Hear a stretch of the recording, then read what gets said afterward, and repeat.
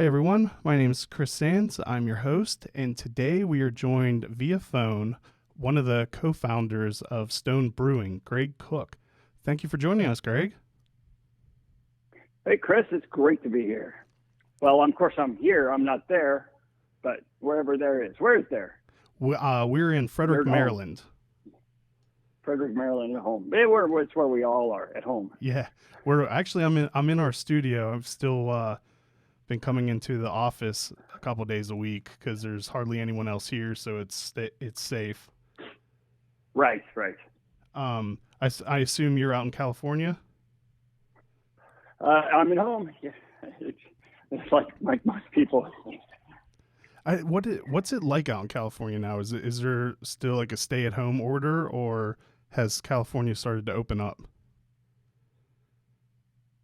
Actually, today we started to open up just a bit. We have the ability to go back to some kinds of stores. You certainly have the ability now to go to the beaches and on trails and things like that. I haven't read it all through it all, but yeah, it's we're getting there. But I was talking with my team. We have a morning call every morning with my executive team, and it seems to be that it's maybe months away before we'll be sort of returning into the office per normal. Yeah, it's kind of how everyone out here is still planning for it too. All right, so let's get into happier topics.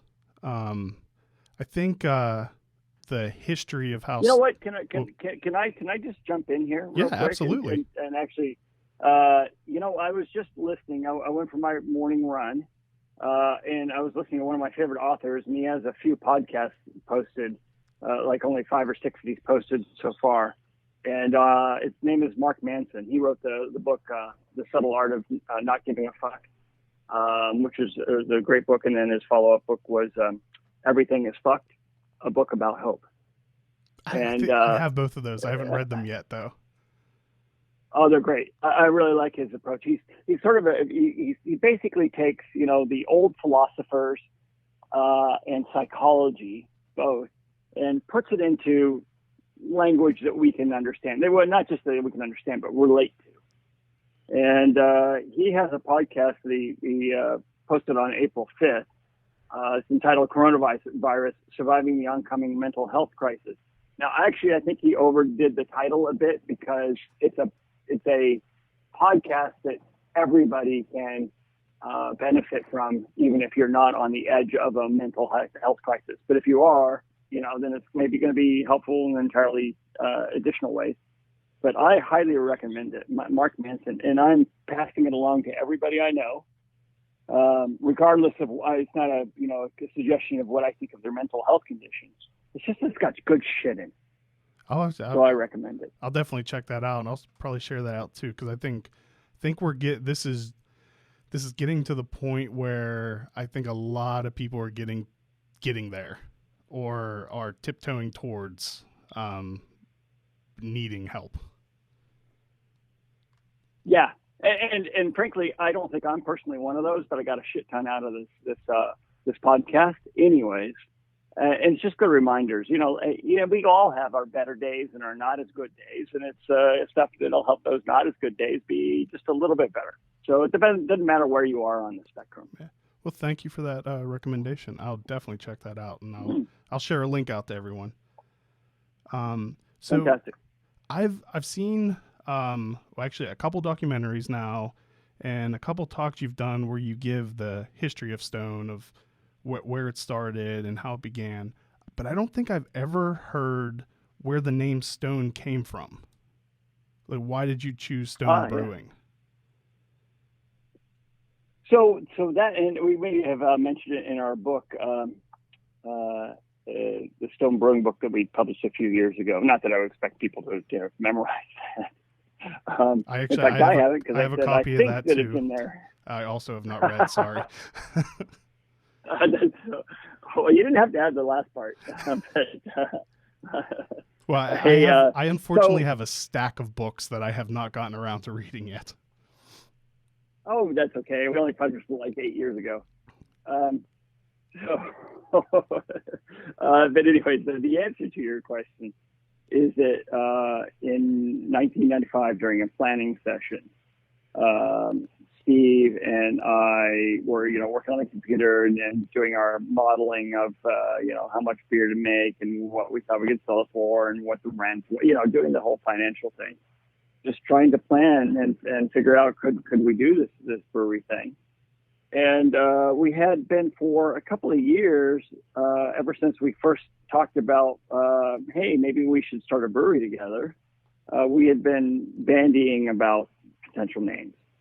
And it was always the same scenario. I'd say a name or he'd say a name, and really fairly quickly the other person would go, I don't know.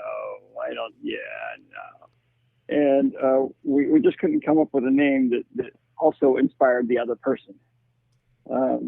And so during this meeting, I happened to literally just see the word Stone written on something. And I said, hey, Steve, how about Stone Brewing? So it's just and he didn't say no right away. So it won by default. Or I guess not by default, by lack of objection. Yeah. Well, the lack of objection with sort of this, the dynamic that Steve and I have, and as anybody, people, couple or business partner or anything else that work together, you don't get that exuberant side always. The lack of objection can actually mean pretty significant approval. So did you already plan on using the logos of the gargoyle and things before you came up with the Stone name, or did you come up with the name first and then it evolved into what your personality and the image that you put out is? It was the latter. So as we started thinking about, okay, how do we represent Stone Brewing? And I started working with artists. I literally put up a flyer at the local community college near their art department or wherever on bulletin boards saying, looking for an artist, because we couldn't afford a professional one. In fact, I also interviewed some fairly professional artists, and they were just beyond our affordability scale.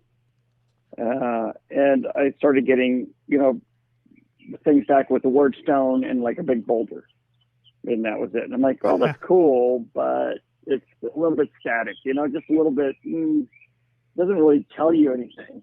And then I hit on the idea of a gargoyle, because gargoyles, traditionally carved from stone.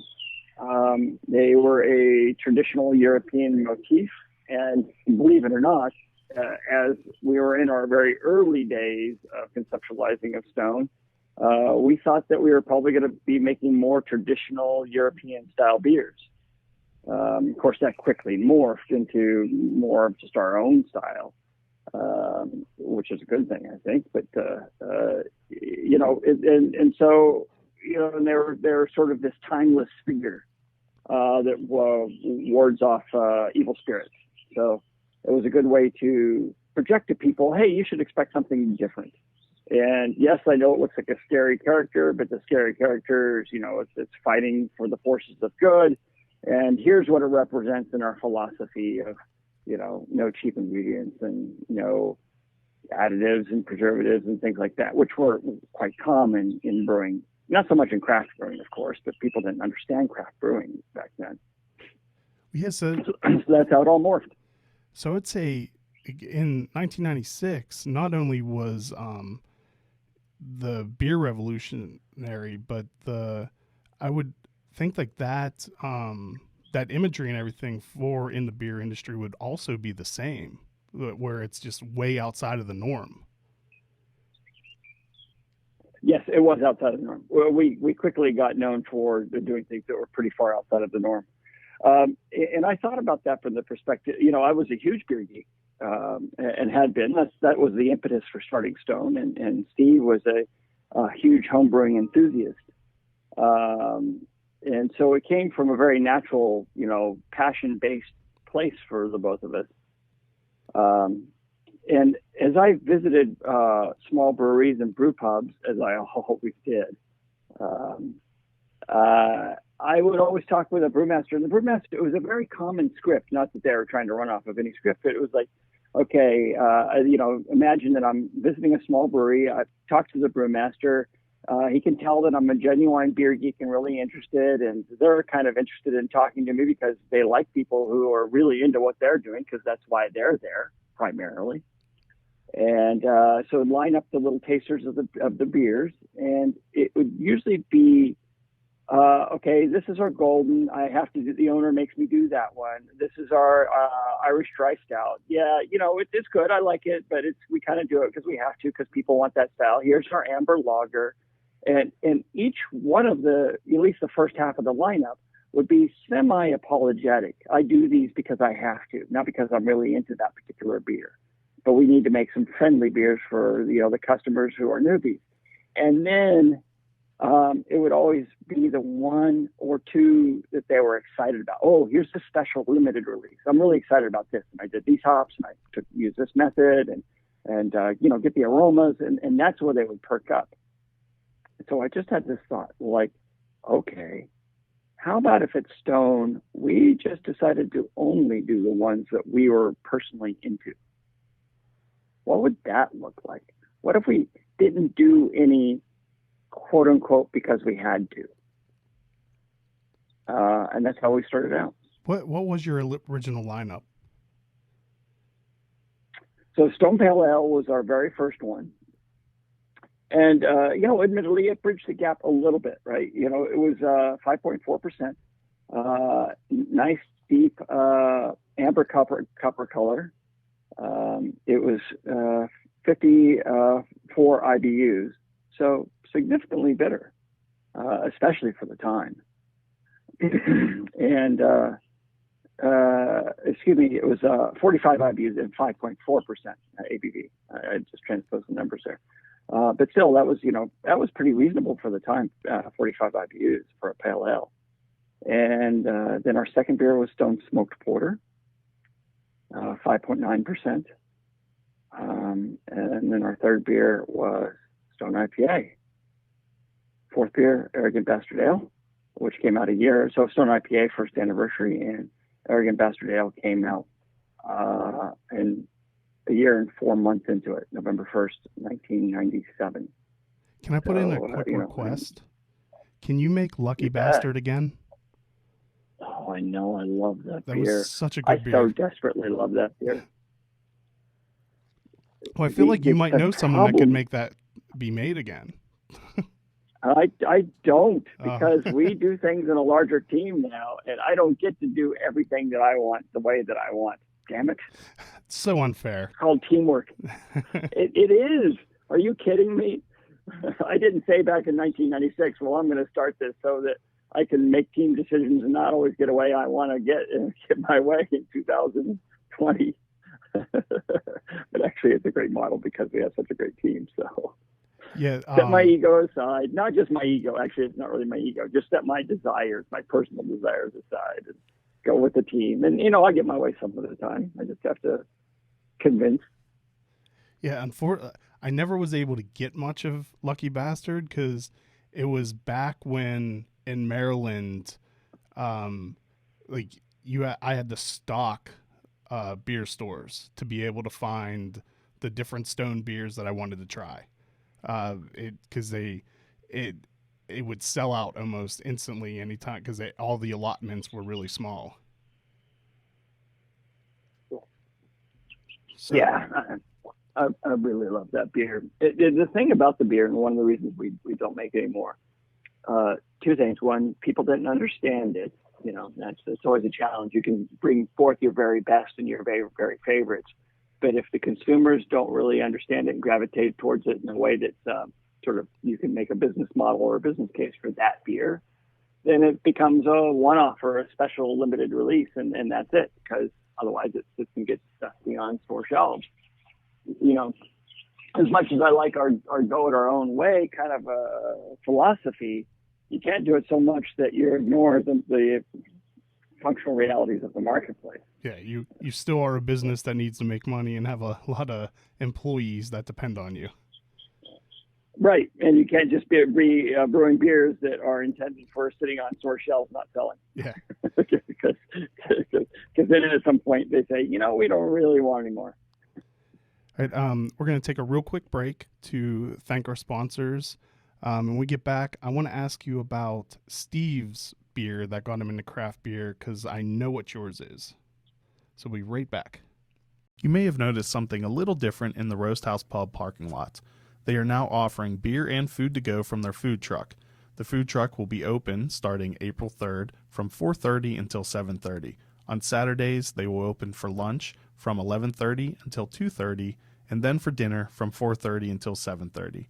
On Sundays, they will be open for lunch from 11:30 to 2:30, and then for dinner from 4:30 until 7.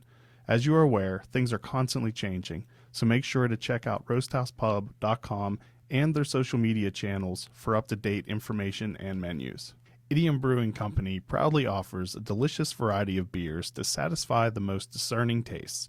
Best known for their wide array of India Pale Ales, delicious fruited sours, robust porters and stouts, and crispy pilsners and lagers, Idiom Brewing Company prides themselves on continuing to innovate, utilizing new and or experimental hops, local ingredients, and unique flavor profiles. Unfortunately, you can't enjoy their tap room, which is located along beautiful Carroll Creek in downtown Frederick. Thankfully, you can enjoy their delicious beer to go and even have it delivered throughout the Frederick area. You can check out their menu options and place your order at idiombrewing.com. Make sure to follow them on social media for up-to-date options and hours during these ever-changing times. All right, so I've heard a couple times the story of how Anchor Steam is what got you into craft beer. What was Steve's first beer? I should know this. Hold on while I text him. Okay. I'm not 100% certain. I'm not 100% certain that I know this. So Steve is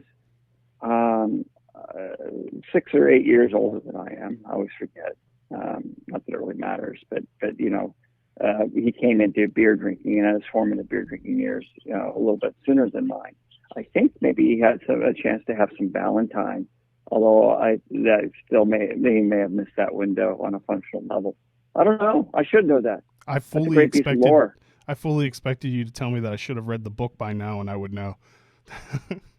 Well, you should have, but that's implied. It is autographed, though. It at least is an autographed copy. Yeah, that's actually I've learned a thing with authors. There's some authors that will go into a bookstore and go to their section and open their books and one by one autograph every single one of them. And when I first learned that, I thought, oh, that's kind of cool. They're giving little Easter eggs for people to find. And then I learned, if the copies are autographed, the bookstore cannot return them to the publisher. That becomes, yeah.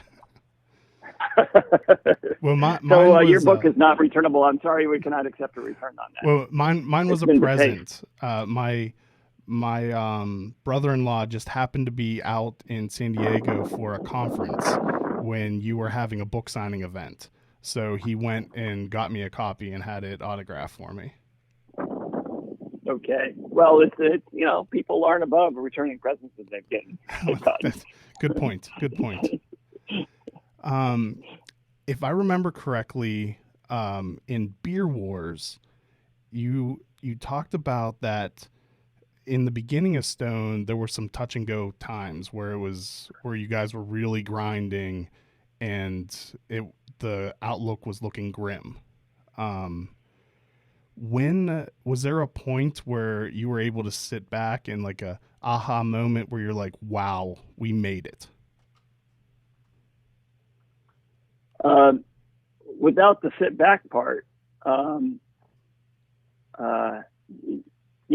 couldn't say it so definitively as that. We had, it was more the moment where we're like, okay, now it seems possible that we might actually survive. Okay. But we haven't had quite the aha. I know a lot of people look from the outside and they go, Stone, it's, big and powerful, and those guys are printing money and everything like that. And like, and not just in the now times, which of course is challenging for everybody, almost no matter what, unless you're in conference, video conferencing or medical equipment. It's, we have to fight every day. So we're not there. There's been months or maybe even a couple of years from the late 2010s, the late 2000s, where it felt like we were able to kind of we felt pretty full of ourselves, in a manner of speaking. But no, we still have to fight it, man. This industry is hard because every time you think you got it, something new is thrown up. There's somebody new nipping at your heels. Just like James Hetfield said, I like a quote from him. He says, everybody needs somebody to look up to or to challenge and chase after. So I'm glad you brought him up, because this actually will lead me right into something I watched yesterday. So I'd spent some time trying to find other interviews with you, which are surprisingly few of them. But I did find in 2015 the Tech Open Air talk that you gave. In Berlin. Yes. Yeah. So in that talk, you mentioned, I think, a couple times that Stone has never made a Pilsner. And then you also talk about nothing close to a Hell's, and then list a couple other styles. And then you talk about how Stone makes beer that you want to drink. You don't care if other people like the beer. And then you segue into that your favorite band, Metallica, doesn't care at all if you like their music. They like their music. So was that foreshadowing for Enter Sandman Pills, or how did you go from never making a Pills to making one with Metallica? Yeah. So, I think I need to sort of correct the quote just a little bit. Have I still got you? Yeah, sorry. I was taking a drink of some Buena Visa salt and lime lager. Oh, the Buena Vesa. Yeah, the Buena Vesa. Yeah, just think Cerveza and then Buena Vesa. So the thing is, you accidentally but understandably misquoted slightly, but I want to give the fine point here. Okay. I didn't say that Metallica or that Stone doesn't care if you like what we do or not. I think that's actually not true. I know that at Stone, we care so much. I could be accused of being guilty of over caring. But the thing is, and I can tell you, having been on tour with Metallica and seeing how they interact with fans, they care passionately about their fans. They give their fans so much. But here's where the distinction is. Like Metallica, like Stone, what we don't do is we don't change who we are to try and go after people who are not fans of what we do. That's the modifying. So yeah, another way to put it is it's up to us to decide what to do at Stone. And it's up to everybody else to decide for themselves if they like it or not. If they don't like it, that's okay. Right? And sometimes it's weird, but consumers, sometimes people can react negatively. Like, I don't like your beer. I'm like, well, that's okay. I'm sure out of the, many tens of thousands of beers on the planet, there's going to be at least thousands that you don't like either. Are you angry about all of them too? You don't have to be angry. It's totally cool not to like our beer. I'm not angry about it. Although I'm wondering why you're coming at me with that.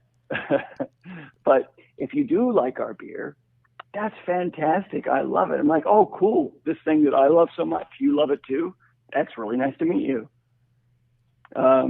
People would often misinterpret, Stone, that's a company that is makes fun of their customers or taunts their customers. Thinking about Arrogant Bastard Ale and the way that we wrote the label. No, you don't understand at all. We don't taunt our customers. We taunt people who aren't our customers. The people who don't like our beer are the ones that we're taunting. The ones that who do like our beer, they're amongst the worthy. It's self-identified, not for us to say. It's for everybody else to decide for themselves. So Yeah, that was a much better way of Yeah, saying it. it's nuanced though. Yeah. And I get it, and I've been, I've read articles and seen comments from people, who misinterpret towards the other direction. And I get it. I mean, we live in a world that's very complex, and you can't actually sometimes pay attention to what somebody's actually trying to say.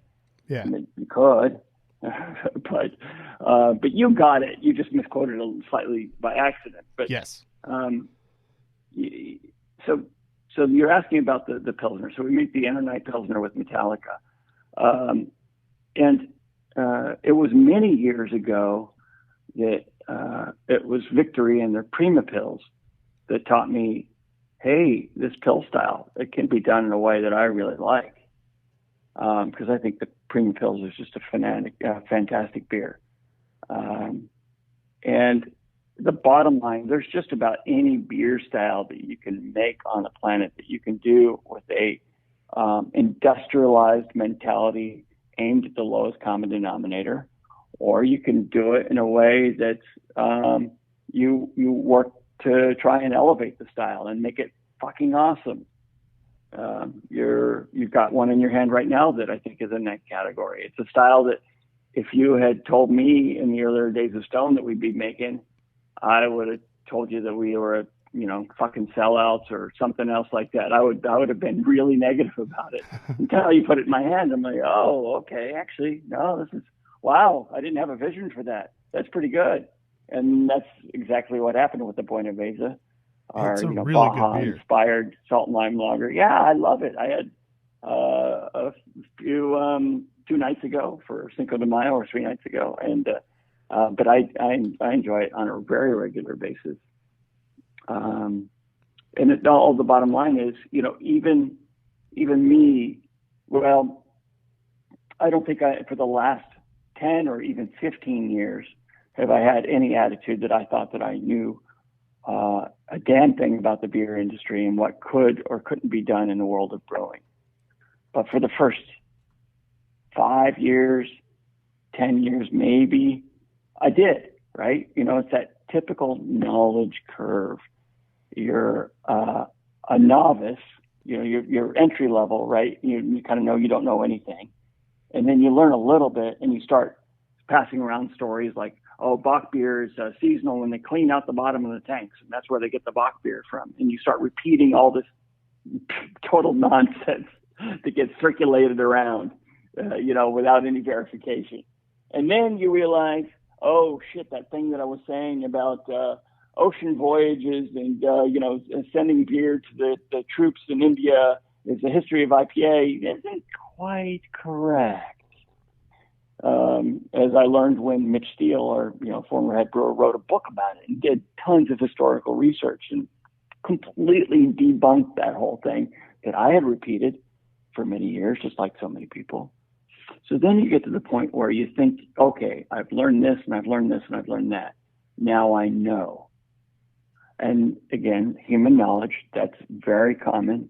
And then, like anybody who's a PhD in anything or a professor in anything, who's really educated, written books on the subject, and you ask them about, hey, do you know everything there is to know about your subject? And they're like, oh, no, absolutely not. I'm just learning. I used to think I did, and now I know that there's so much I don't know. And that's the phase that I've been in for the last 10 or 15 years. Like, I don't know shit. I've got some knowledge base, right? I've built up something. But in the grand scheme of things, nah. I get schooled all the time. And that's awesome, because then that means I'm learning something new. So how did the Metallica collaboration come about? Did they approach you or did you approach them? I wish that I could say that it was us that approached them. And I say that only because, how cool would that be, to look at them in the mirror and go, dude, you just called up Metallica and you said we should make a beer. And then they said yes. But I can't say that.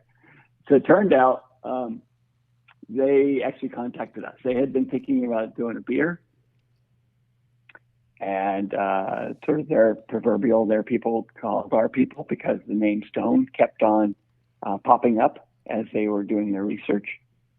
And so at first, when I heard about it from our team, because the very first call wasn't made to me. I don't even know who at the company, received it, or it was an email or whatever. But I was like, yeah, I don't know. And by the way, Metallica, one of my favorite bands ever, period. And I don't just say that because we have a collaboration. Many Metallica shows. I can tell you stories about picking up their albums along the career. There's a record of it from 2015 of you saying it. Oh, yeah. Yeah, no doubt. Well, there's records of it from earlier than that, too. Yeah. But they reached out, and I was dismissive because I'm like, okay, cool, but why? And I was a little skeptical because I didn't know the band so well on a personal level, and I didn't know their ethos as well.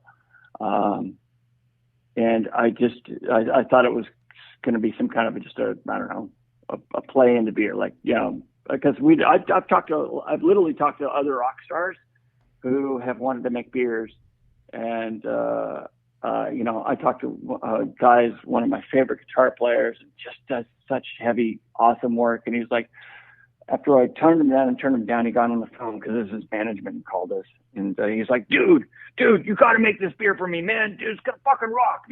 I'm like, this is so cool. I'm talking to this guy. And by the way, I can't tell you who he is, but just trust me, that's pretty up there. And I'm like, okay, all right. What do you want? Why do you want to make a beer? What would it taste like? Are you going to come and help formulate it with us?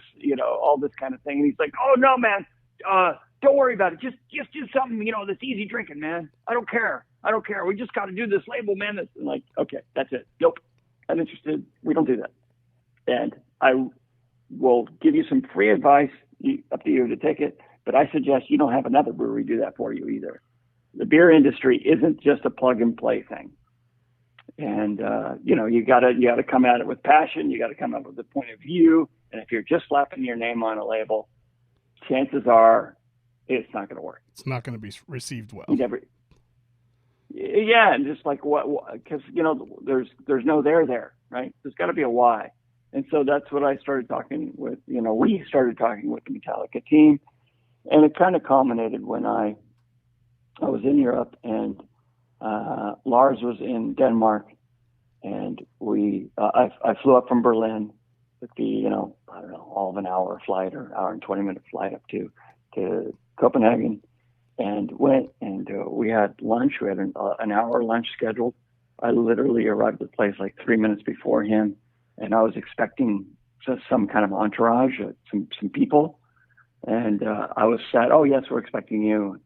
I was sat at a table. It was a two-top. And I'm like, well, really? Yeah, sure. Rolls Lars on a cranky old bicycle. It wasn't some nice thing. It was just this clunky old bicycle. But, in Amsterdam, or not Amsterdam, but in Copenhagen, actually in Amsterdam also. Which is super bike friendly. It all's fine, and the people don't worry about it. And he rolls up, and we sit down, and 2.5 hours later, we were like, yeah, this is cool. That's awesome. All right, we're gonna take one more quick sponsor break, and when we come back, I want to talk about the origins of another collaboration you did with celebrities, Woot Stout. So we'll be right back. District East now offers curbside pickup and a personal shopper service to pick your favorite beer and wine. They're instituting a policy of social distancing by bringing your order to your car. Their hours of operation will stay the same. This is their small way of trying to reduce gatherings of large groups of people while still delivering the service their customers have come to expect. You can view their inventory at www.districteast.beer. To place orders, you can call 240-651-0500, as well as calling and texting 240-367-4961 and 240-367-4149. You can stay up to date with their offerings on all of their social media channels. Vanish Farmwoods Brewery may have to close their tap room, but you can still get their beer to go. They will be open for to-go beer sales of 4-packs and crowlers 7 days a week from 12 p.m. to 6 p.m. Please follow them on their social media channels for up-to-date information. At Vanish Beer on Instagram and at Vanish Brew on Facebook. All right, so how did Woot Stout come about? That was a fun one. So there's a pretty fair backstory to that. So for those that aren't familiar already, Woot Stout is a collaboration beer we make with our friend Will Wheaton and Drew Curtis of Fark fame, Fark.com. And so Will, and for anybody that might not know Will, started off as a child actor. He was the lead character in the movie Stand By Me. And then, of course, he was on Star Trek The Next Generation. And then in his adult life, he's become known as sort of a geek hero, I guess. I don't know what the proper terminology would be, but, he's a fucking just lightning fast, brilliant, witty guy. So smart. And anyways, he had reached out to me, to Stone, in 2000 and just sent a blind email. He's like, oh, by the way, my old name's Will, and I discovered your beer drinking on Amtrak. I just wanted to send you an email and tell you that I think it's really fucking awesome, and I love your beer. And my reaction at the time was like, oh, that's cool. Wait, Will Wheaton, do I know the name? Will Wheaton? Wait, is it that guy? What do you know? That's kind of cool. Turned out it was that guy. And we corresponded a little bit. And a weird thing of all weird thing, he ended up being shortly after our 1,000th email subscriber. Because remember when you had email subscription? Yeah. Yeah. That was your way to communicate with your fans. He happened to be our 1,000th email subscriber. We became sort of, casual friends. He would come down. We opened up our bistro a few years later. He would come down with his wife and his adopted kids and have dinner. And a couple of times I would have dinner with them. And yeah, we just developed a nice relationship. He came down and did a book reading in our gardens at the Stone Brewing Bistro and Gardens in Escondido. We had a short-lived series called the Book and a Beer Club. And he was our only author that we got to show up in person. And we had 14 people show up for his reading. 14. Today, I don't think we'd have enough. I mean, people would come in droves. Yeah, you would have the place packed. Yeah. It was when early on his reputation, as he was shifting from, an actor who had some very notable roles, but had been doing, less notable things in more recent years of his acting career, as he shifted into being a writer and being a blogger, very, very active blogger, and just his way with words is fantastic. And he developed, the second phase of his career. So it was, earlier in that curve. So then he started homebrewing in the late 2000s, and he became very passionate homebrewer into the early 2010s.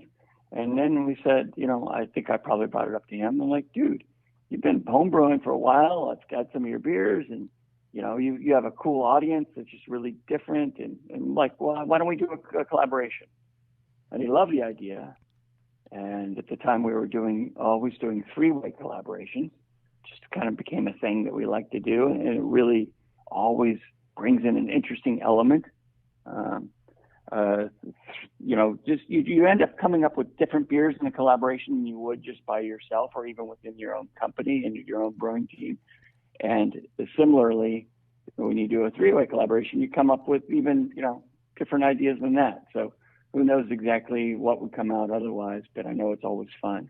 And so we invited Drew Curtis, who happened to be a mutual friend. I had met Drew at the TED conferences a couple of times. I used to go to the main stage TED conferences. And I met Drew, and he's just a really fun guy, super enthusiastic. And we created the Woot Stout together. And then there you go. And it's still, is it a yearly beer release, or is it an occasional? It's a yearly release. Okay. So we release it. The release has been timed historically to right around Comic-Con in San Diego, the San Diego Comic-Con.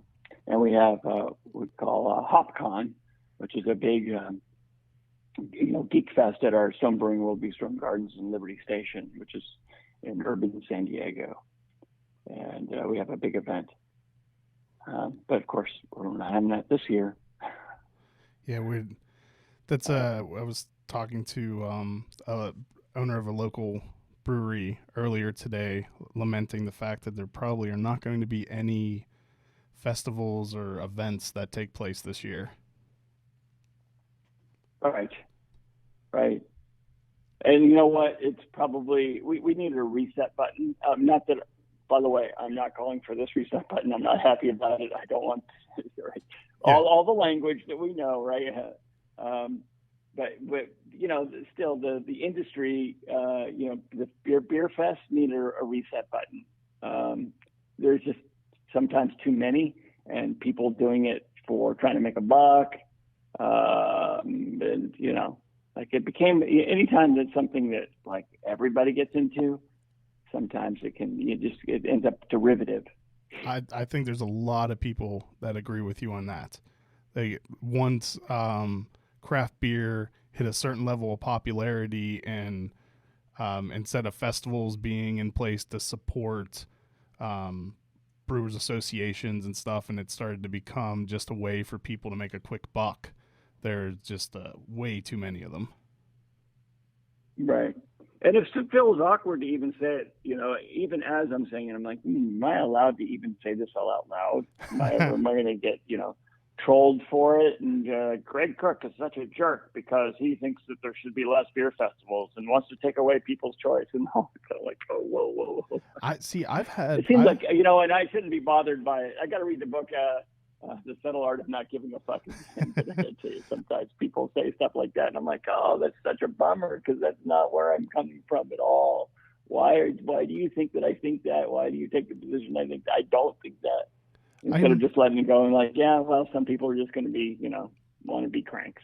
I've had several brewery owners on that have lamented the same thing, and a lot of it stems from just the amount of drain on resources for them.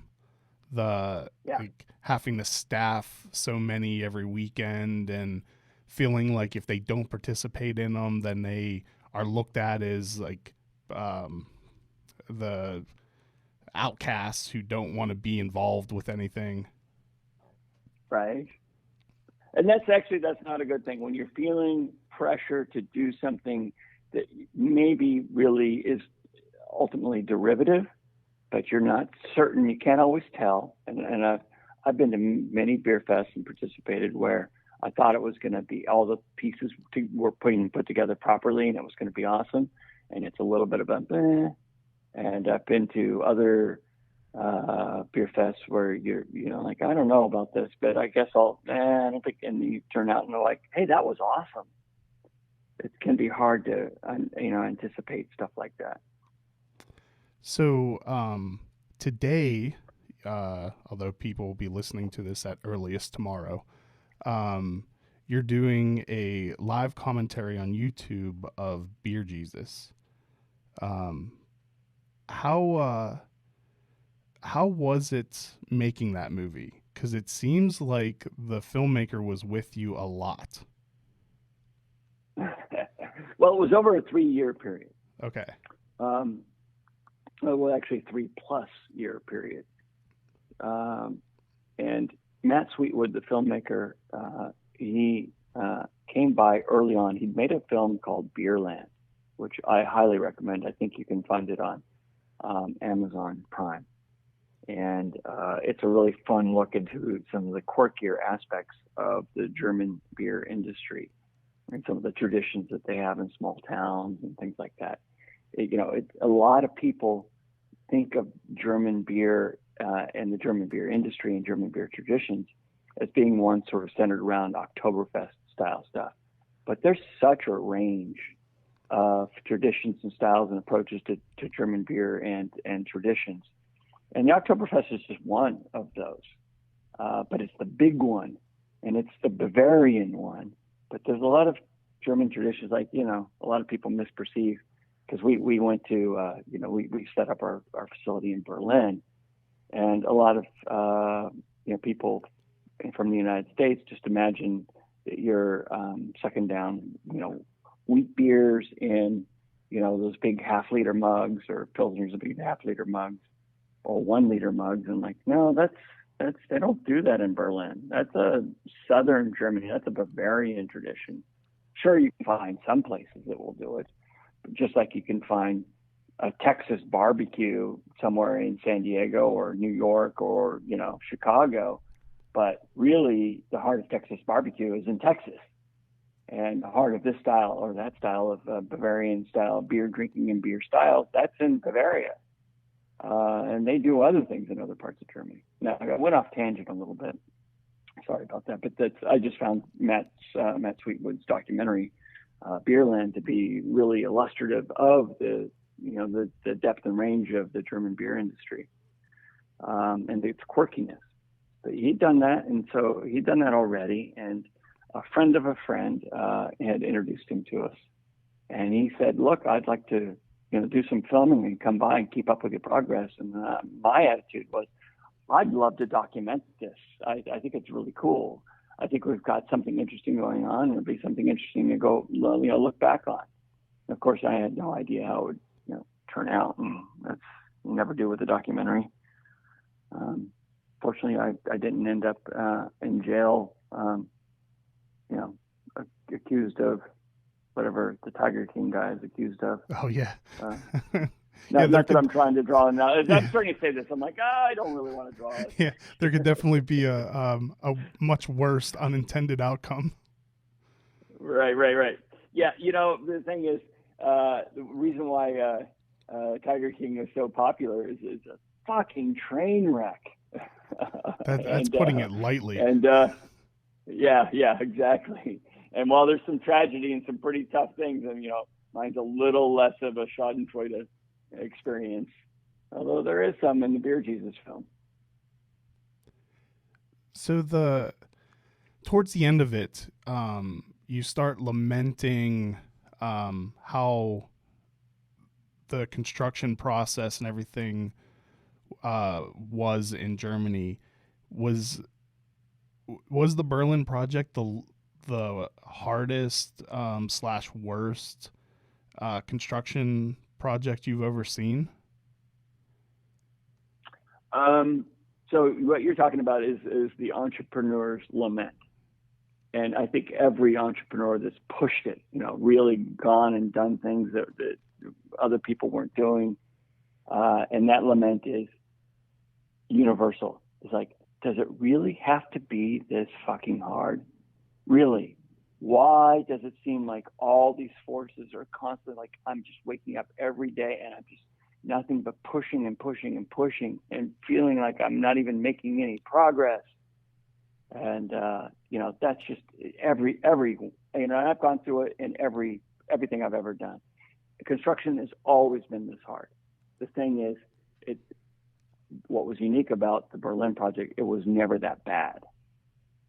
So it's always hard, right?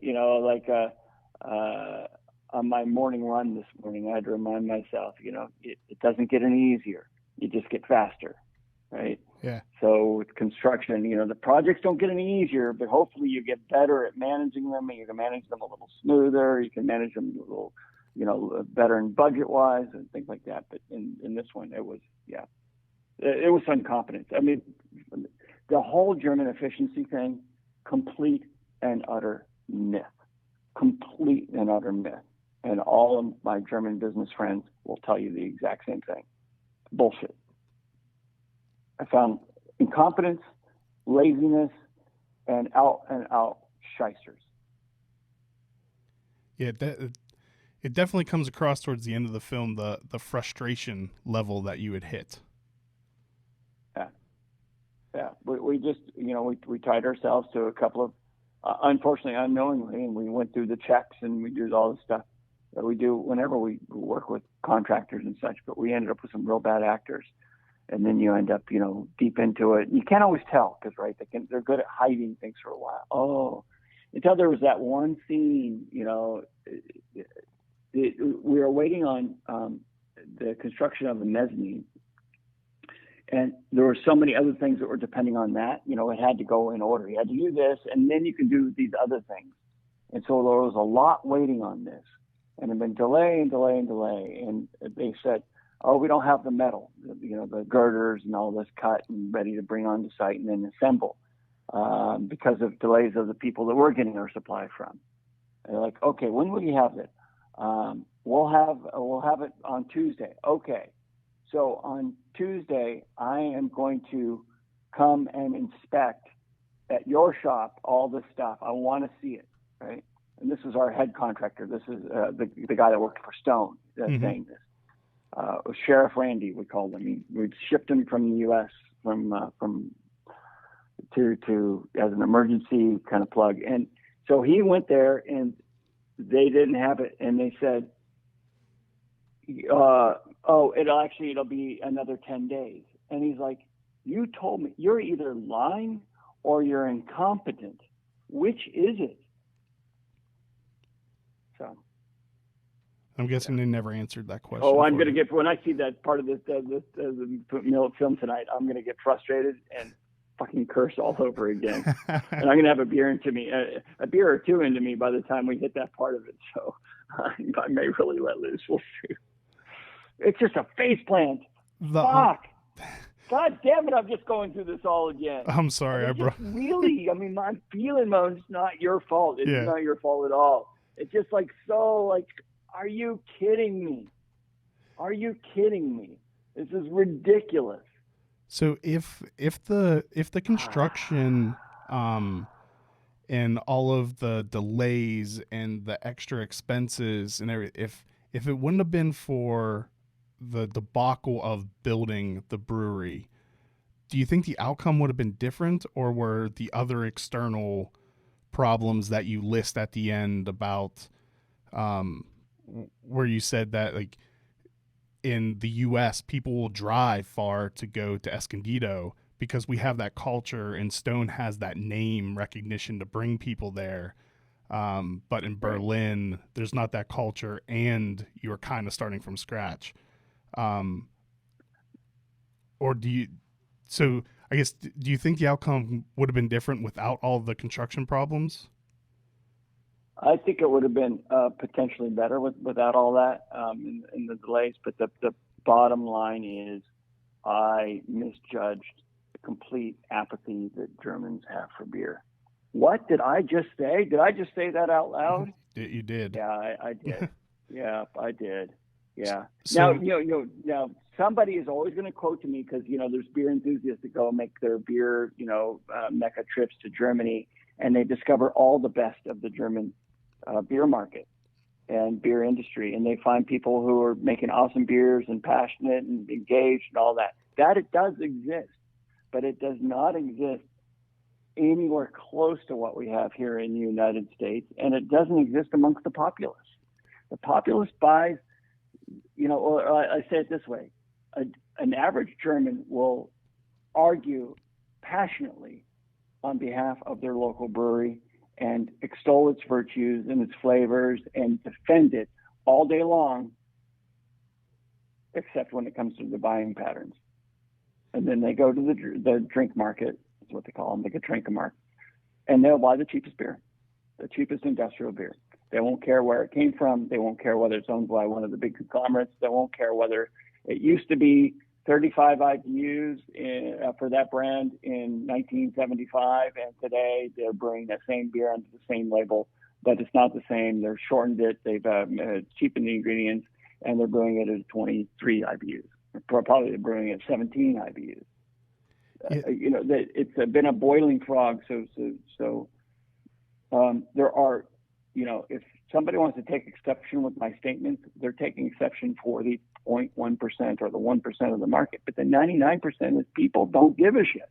Yeah, I had the opportunity to interview a gentleman who owns a craft brewery in Bavaria, and and he talked a lot about the struggles of, and he's from right here in Maryland, so he was over here visiting family, and he came on the show while I was in town, and he talked about I can't remember what, I think he said like 10, 15 years that they're behind, like the education and the culture of craft beer in Germany, and especially Bavaria, is where the U.S. was 10, 20 years ago. Yeah, and I can understand somebody, but the thing is that suggests a parallel universe or just a static timeline. And if you start it now or you start it 20 years before, 20 years after, it would be the same timeline. But the thing is, the German beer consumer has been told for their entire lives that there is one way to do something. And it's the German way, the German beer that they've been told. And if it's not that, then it doesn't qualify as beer. It's just no good. Period. It's no good, and it doesn't qualify. I mean, it was so common. The very first question, any average German, when I tell them what I was doing over there, they would say, well, what about the Reinheitsgebot? And I'm like, well, what about it? Well, how can you can't brew beer to the Reinheitsgebot? I'm like, I'm sorry. That's barley hops water yeast. Yeah, I think I can make beer with just barley hops water yeast. That's not hard. It's, they're like, but they've been told that every other country on the planet is incapable of making a beer with just those 4 ingredients. They're very wrong. And anybody that knows that, the beginning thing about beer, I was talking about that beer knowledge curve earlier. That's when they're functionally repeating the equivalent of Bock beer comes from spring cleaning the bottom of the barrels once a year. That's how you get Bock beer. That sort of just total nonsense. And that's what they repeat because that's what they've been told. And so when you're told that, you don't want to, you're like, I already know the answer. And in fact, there's I think it was Seneca, the Greek philosopher. I hope I'm not quoting which one said this wrong, but you cannot teach a man what he thinks he already knows. Yeah, because let's dig in.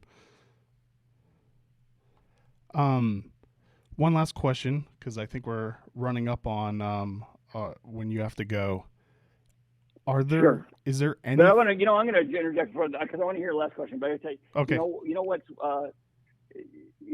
the best countries in Europe for beer are, in my opinion. And there's so many examples of German beer that I love, so many, and so many brewers that are friends of mine that make awesome beers. But the best country in Europe is not Germany for beer. It's Italy, it's Sweden, it's Denmark, it's Belgium. It's just because they are so certain that they already knew all the answers. They weren't interested in even looking at anything else. I've only ever had one Italian beer.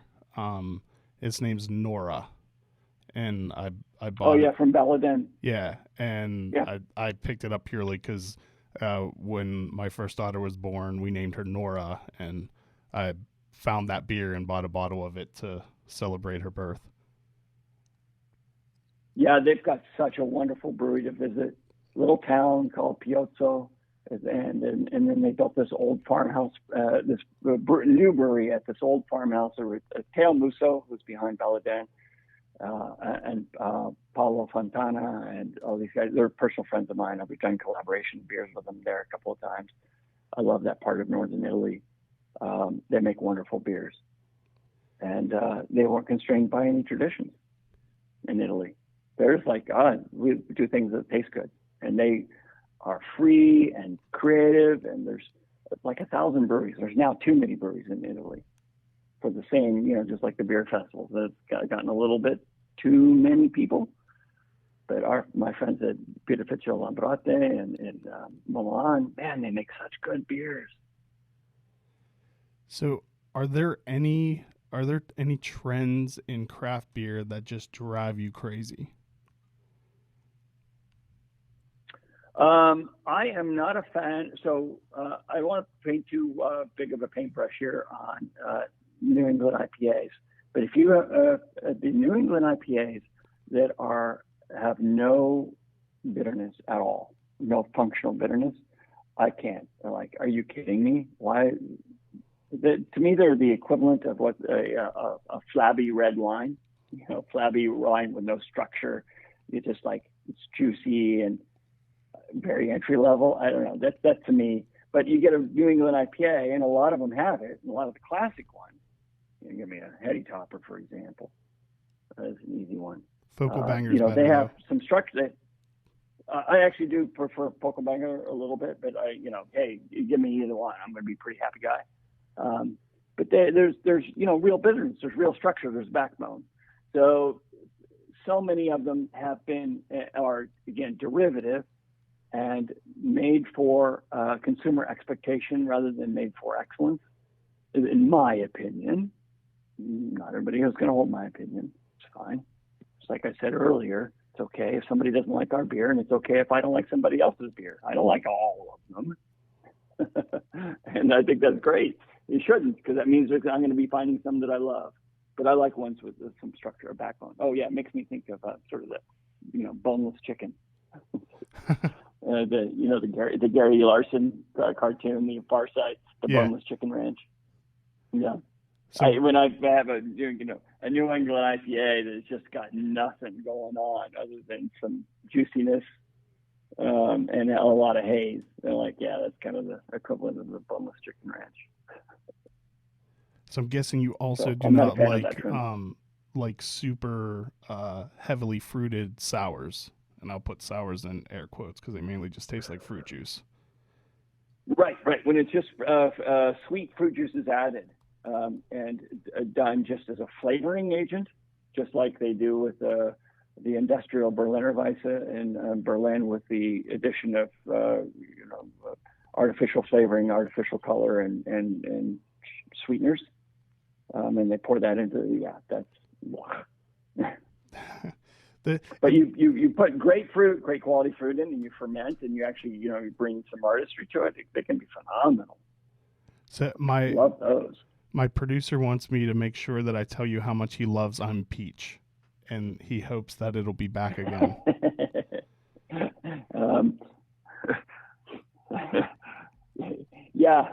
It probably won't be for reasons. But maybe we'll just come and, I don't know. We'll figure out a counterpart to it.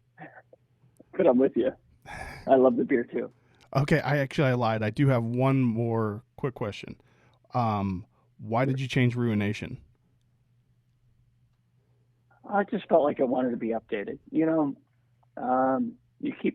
There's things that we know about brewing at Stone today that we didn't know, 5, 10, 15, 20 years earlier.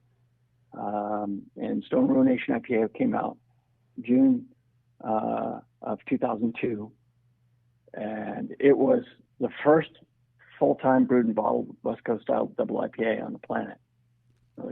Which is weird to think about because there's so many now. Yeah. It was the very first one. And we felt that we could actually brew it better.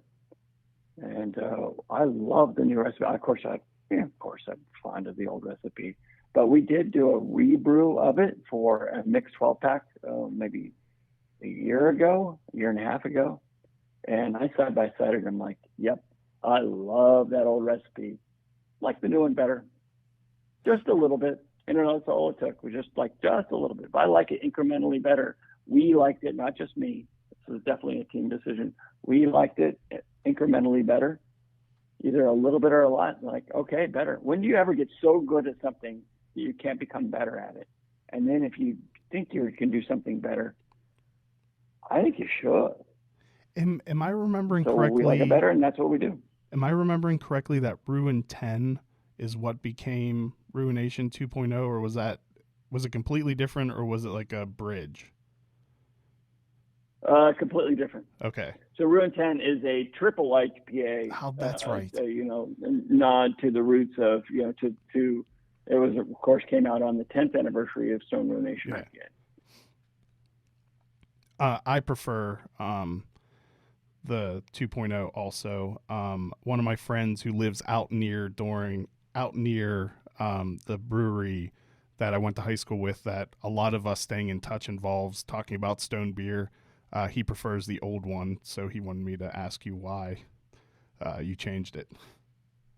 That's good. I'm glad you have a preference. We need things in this world that we can debate and argue about and be passionate about. As long as we're not jerks about it, it's a good thing. Yeah, I personally like the new version. I'm with you. Right, I think we're up on time, so I don't want to hold you up any longer. I know you have a lot more to do today. At least definitely to give commentary and swear a lot about Germans. I'm not swearing about Germany. I'm swearing about some of the mentalities that exist sometimes in Germany. Yeah, but you find a microcosm of. And by the way, if anybody can't make it or missed it by the time this podcast, you can watch the Beer Jesus from America documentary film on Amazon Prime anytime you damn well please. And will the live commentary on YouTube stay there, or does it have to be taken down afterwards? We are doing a broadcast live. It will not be recorded. Okay. Well, we may record it for our own internal archives, but it's not. It's not. It won't remain published from that point. It's just a one-time live thing. Okay. Great. I want to thank you so much for your time. I really appreciate it. I've been a fan of Stone Beer forever, and you are one of the breweries that got me into craft beer. Oh, super cool. Super cool. Thank you for that. So I want to just say cheers and thank you for your time. Yeah. I've enjoyed the convo. Thank you. We are... Uncapped is brought to you with support from McClintock Distilling, Maryland's first and only organic certified distillery. They are well known for their award-winning gin and are rapidly growing a name for themselves for their Matchstick Bourbon and Bootjack Rye Whiskey that have both won double gold at international spirits competitions. You can visit them in historic downtown Frederick along Carroll Creek for tours and tastings. Go to McClintockdistilling.com for more information.